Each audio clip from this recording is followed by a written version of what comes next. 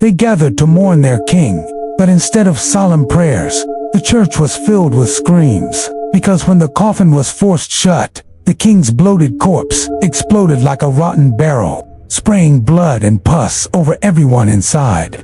It sounds like a horror movie, but this was real history. The man at the center of this grotesque disaster was William the Conqueror, one of the most infamous kings who ever lived. So how did a ruler powerful enough to conquer England end up remembered? Not for his victories, but for literally bursting open in front of his own mourners. Stick around, because the deeper you go into this story, the stranger and more disturbing it becomes. But first, who was William? Born in Normandy around 1028, he was the illegitimate son of Robert the Magnificent. His enemies mocked him as William the Bastard.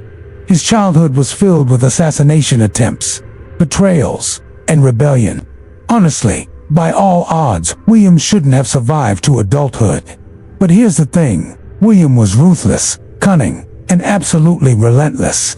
And that relentlessness paid off. In 1066, William launched one of the most famous invasions in history, the Norman conquest of England.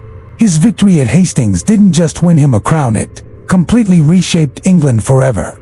Castles rose across the countryside, Anglo-Saxon lords were replaced by Norman elites, and even the English language itself started to change, blending with French. William wasn't just a king, he was a conqueror who built a new order. But power has a way of consuming its owners, and William was no exception. As he grew older, his body grew wider. Chroniclers describe him as massively obese, so much so that mounting a horse became a public spectacle. Imagine the most feared man in Europe, needing help just to get into the saddle. It was humiliating. It would ultimately lead to his downfall. In 1087, while campaigning in France, William's horse suddenly reared in battle. The saddle rammed deep into his swollen stomach, rupturing his insides. And here's where things get worse.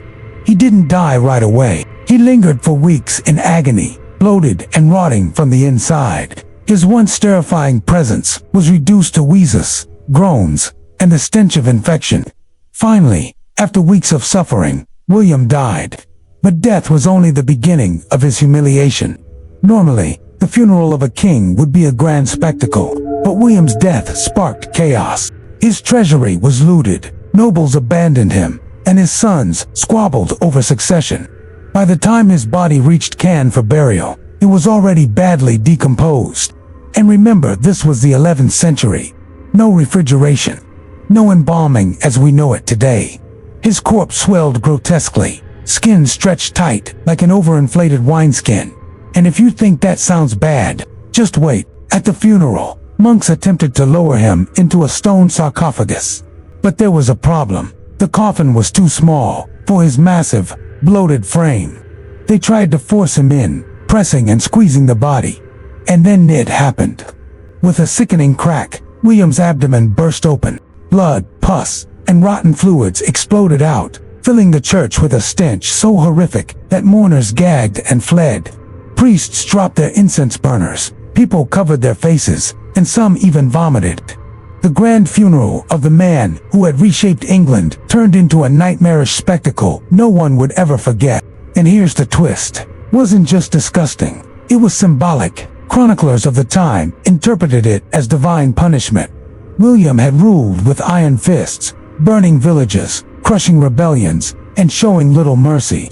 To his enemies, the exploding corpse wasn't just biology, it was God's judgment, a final humiliation for a man who lived by conquest. But here's the thing. William wasn't the only medieval figure whose death spiraled out of control. In fact, exploding corpses, ruptures, and horrific funerals happened more often than you'd think in the Middle Ages. Without proper preservation, even kings couldn't escape decay, which raises the chilling question. How many rulers were remembered less for their power, and more for the grotesque way their bodies failed them? Yet none of those stories carried the weight of William's. He began life mocked as the bastard. He conquered England and built an empire. But in the end, he was remembered not as the conqueror, but as the king who exploded at his own funeral.